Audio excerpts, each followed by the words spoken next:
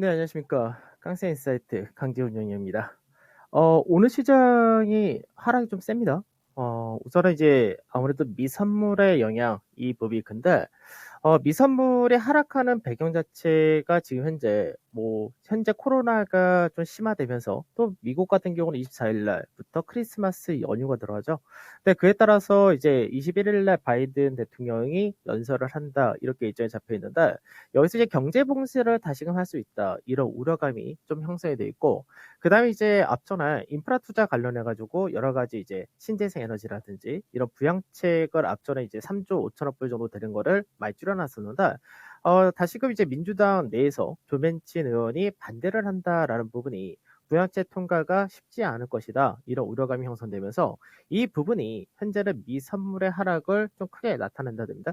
그래서 현재는 나스닥이 한 마이너스 1.1% 정도 하락을 하고 있고 S&P가 한 0.93%니까 미선물의 하락이란 부분이 좀 크다. 그래서 이 부분이 현재 국내 증시를 비롯해서 아시아 증시 전체에 영향을 미친다는데 일본 같은 경우도 한 1.8% 정도 하락을 하고 있고 중국이 이제 한 0.67% 정도 하락한다듭니다. 그래서 국내 증시도 현재는 거래소가 2,976포인트까지 1.35% 정도 내려온 상태인데 거래 대금은 굉장히 작죠. 그래서 거래 대금은 한 4조 4천억 정도.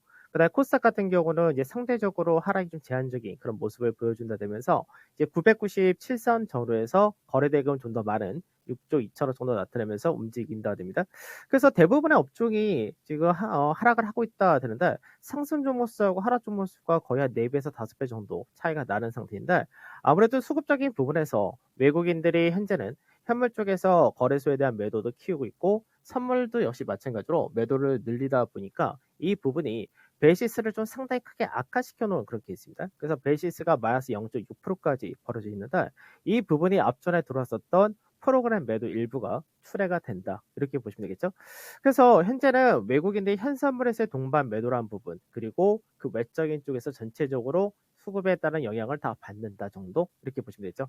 그다음 이제 원달러 환율 같은 경우는 이제 1,190원 근처까지도 올라갔다는데 뭐 환율은 앞서도 말씀드렸듯이 달러 자체가 강세가 세게 나오는 구조가 막혀 있기 때문에 환율이 중간에 좀 올라간다 하더라도 크게 뭐 이 부분에 대해서 신경 쓸 필요는 없을 것 같습니다. 자, 그러면 이제 이번 주 사실 시장을 전체적으로 볼 때는 먼저 생각을 해야 될 부분이 뭐냐면은 이번 주는 아무래도 다음 주 화요일 날이 배당 기준이기 때문에 여기서 배당이 계속해서 관심을 가질 수 있다. 사실 그 부분이겠죠. 그래서 지금 실질적으로도 시장에서 하락이 나온다가 되는 쪽이 뭐 전반적으로 다 하락이 나오긴 하지만 배당 관련된 쪽에서는 그나마 제한적인 하락을 보인다 정도 이렇게 보면 되겠죠. 그래서 이제 지난주 같은 경우는 통신주 쪽에서가 상당히 강한 흐름을 보여줬고 은행이라든지 보험 증권 같은 금융주 이쪽도 상당히 강하게 움직였던 그런 케이스였습니다. 그래서 금융 같은 경우는 시장에서 지금 현재 배당 수익률 기말 배당을 기준으로 할 때 가장 배당 수익이 높은 것이 기업은행이 될 것이고요. 그다음에 증권에서는 이제 삼성증권 정도, 그리고 보험에서는 뭐 현대해상이라든지 삼성생명 같은 쪽이 그나마 배당 수익률이 업종 내에서도 가장 높다 정도 이렇게 보셔야 되고 그다음에 이제 화학이라든지 이런 쪽에서는 금호석유가 얼마 전에 주주 환원 정책을 발표하게 됐지만 금호석유 역시 배당 수익률이 기말 배당이 한 5% 이상 나타난다 이렇게 됩니다. 그 통신에서는 SK텔레콤이 지난주 상당히 강하게 움직였는데 실제 지금 현재는 SK텔레콤보다는 KT가 배당이 높다가 되고요. 그 지주회사도 잘 봐야죠. 지주회사도 역시 마찬가지로 배당이 굉장히 높은 케이스인데 GS 같은 경우가 배당이 한 4.7% 정도 돼 있고 그 외적인 지주회사들도 배당이 어느 정도 좋다가 됩니다. 그래서 이번 주 시장에서는 이제 오늘 같은 경우는 수급에 따른 영향과 미 증시에 대한 우려가 어느 정도 시장에서 영향을 미치고 있지만 전체적으로 배당이란 부분을 계속해서 좀 신경을 쓰시는 한 주가 되셔야 될 것 같습니다. 그래서 증권이라든지 금융 지주회사 그리고 화학이라든지 철강 이런 쪽도 같이 연동해서 좀 보시면 좋을 것 같고 배당 수익률이 그래도 2% 이상 되는 종목군들을 보실 때 시장에서 배당이 굉장히 높게 형성이 되는 쪽은 기대치의 형성이 먼저 되기 때문에 그쪽 같은 경우는 배당 수익률 자체가 뭐 그 기간 동안에 어느 정도 주가가 먼저 올라간다면 오히려 차익 실현 성격으로 좀 접근을 하신 것이 좋다 이렇게 보시는 게 좋고 배당 수익률이 그렇게 높지 않은데 실적이라든지 뭐 밸류라든지 이런 것들이 굉장히 싸다는 쪽은 오히려 배당을 받고 가는 쪽도 상당히 좋다 이렇게 보시면 될 것 같아요. 그다음에 이제 시장에서 또 중요했던 부분 중에 하나가 뭐냐면 지난주에 국내 실적 전망 자체가 주간 기준으로는 1%의 상향이 되었다라고 말씀드렸는데 사실 국내 증시 자체는 밸류적인 부분이 굉장히 싸죠. 아무래도 이제 글로벌 증시하고 하반기 되면서 디커플링이 심화되었던 그런 부분이 있었기 때문에 현재는 국내 증시의 뭐 12개월 포워드 퍼 같은 경우는 10.8배 정도 굉장히 쌉니다.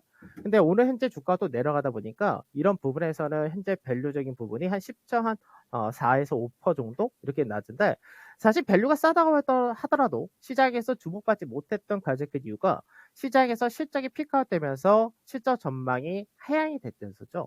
근데 하향이 될 때는 밸류가 아무리 싸다 하더라도 그게 통용이 잘 안 되는데 실적 자체가 이제는 상향이 되는 그런 과정이 나타났다는 거죠.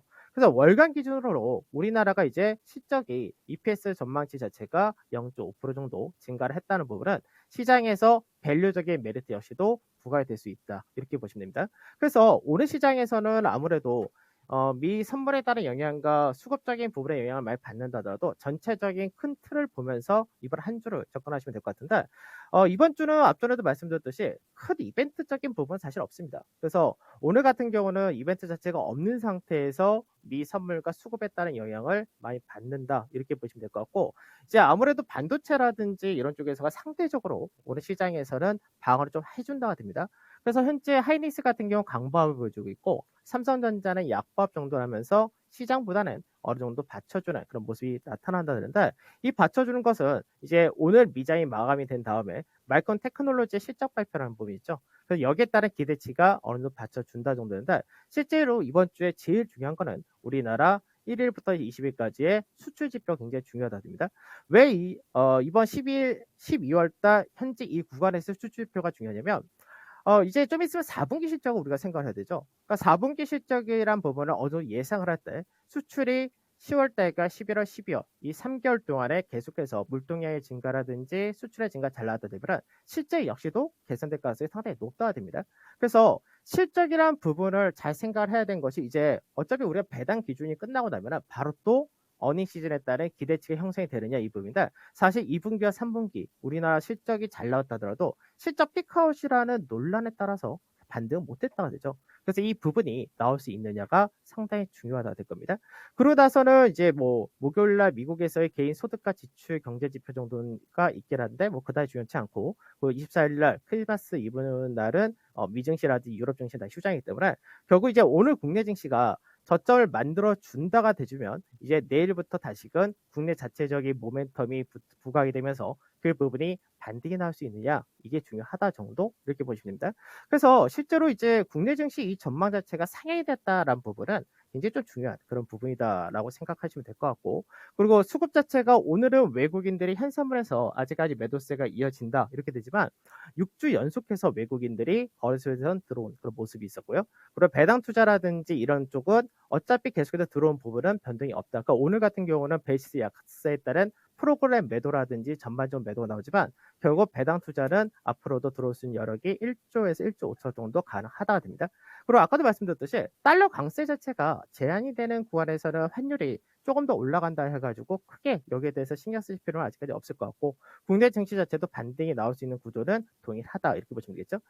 그러면 실제적으로 차트적인 부분을 잠깐 생각을 해볼 필요 있는데 사실 이제 이번 주 같은 경우는 종합주가 지수보다는 사실 뭐 아직까지 종합주가는 추세를 넘어가지 못했다 되긴 하는데 어느 정도 대형 지수가 사실 지난주에 추세를 돌파하고 지지 테스트까지 마무리되었죠. 그럼 이번 주 같은 경우는 추세 지지를 한번 받았으면 지난주에 그럼 이번에는 상단 자리를 넘어갈 가능성이 높다가 되는데 오늘 같은 경우는 한 차례 더 지지 테스트를 받는다로 생각해야 될 것 같습니다. 그러면 다시 한번 지지 테스트 받는다면 2,900포인트 전후 대형 지수로 기준할 때는 역시 중요하다 이렇게 봐야 될 것이고요. 그 2,935포인트 전후가 박스권 상단 자리죠. 그래서 이 자리 때는 여러 번 두들기고 안착하는 과정을 보여줬었는데 다시금 이 자리 때를 회복한 다음에 그 윗자리를 갈 수 있느냐 이게 이번 주 제일 중요하다입니다. 그 다음에 시장에서 많은 투자자분들의 1월 효과에 대한 기대치도 가지고 있는데 1월 효과란 부분은 사실 어떻게 보면은 중소형과 그리고 코스닥에 이제 강세가 나올 수 있느냐 사실 그분이 되겠죠. 그래서 1월 효과라는 부분은 저는 개인적으로는 다음 주부터 어느 정도 진입을 하면 괜찮지 않을까 이렇게 전망을 하고 있는데 우선은 대형 지수 쪽에서가 추세는 넘어왔는데 지지에서 한 차례 더 받는다 될 거고 그러고 나서 상승폭을 키운다가 되면은 그때는 종합주가 지수가 아마 넘어가는 과정이 3,050짜리 전후가 되는데 이 라인대가 넘어가는 과정 나올 수가 있다고 봅니다.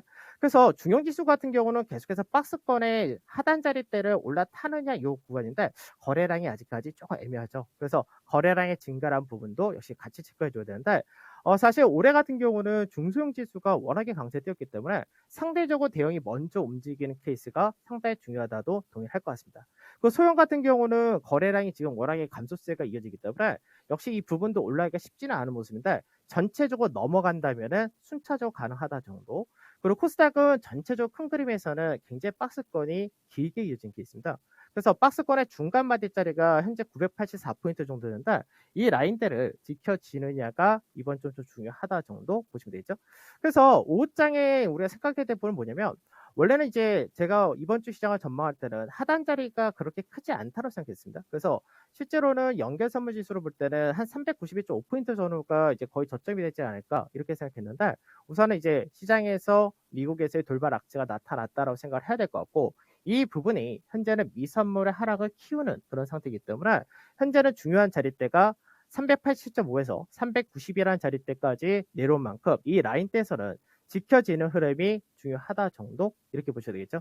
그래서 시장에서 봐야 될 게 이번 주 중요한 것이 배당과 그 다음에 실적이 개선되는 업종 그리고 실적이 피크아웃이 우려가 크게 형성된 쪽이 해소되느냐 정도 이렇게 생각하시면 되기 때문에 업종은 뭐 배당 관련된 금융지주회사와 철강화 그리고 자동차 음식료 뭐 조선 정도 그래서 해당 종목들 같이 좀 체크하시면 좋을 것 같습니다.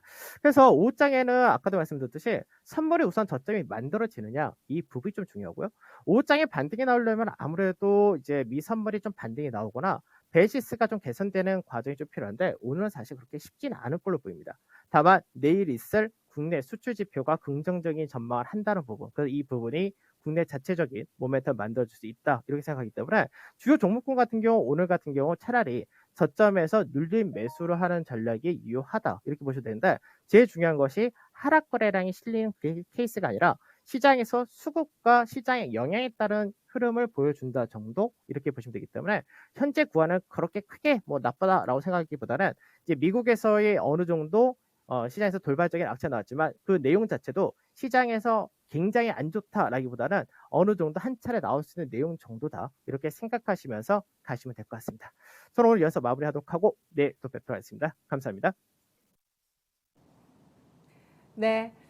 깡센의 인사이드 알아봤습니다. 무한으로 말해요, 무한으로 즐겨요 님께서 거래량이 줄어서 전망을 말씀하시기 쉽지 않을 텐데 용기에 박수를 보냅니다. 라고 의견을 주셨는데요. 자, 배당 투자 그리고 1월 효과 모두 타이밍이 굉장히 중요한데요. 아직 배당 투자 늦지 않았다고 판단을 하고 있고요. 1월 효과를 위한 투자는 다음 주쯤에 가능할 것으로 예견을 해주셨습니다. 오늘 선물지수 저점 과연 말씀해주신 라인대 387.5에서 390에서 형성되는지 잘 확인하면서 대응해 보도록 하겠습니다. 11시 구간 주요 소식 가운데 중국의 기준금리 인하 소식이 나오고 있는데요.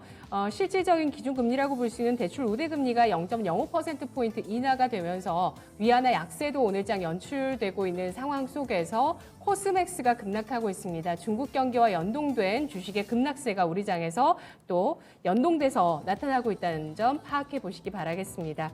자, 지금까지 투자 판단에 도움드릴 수 있는 내용들이었고요. 주가의 상승과 하락을 보장하진 않습니다. 오전장이었습니다. 시청자 여러분 고맙습니다.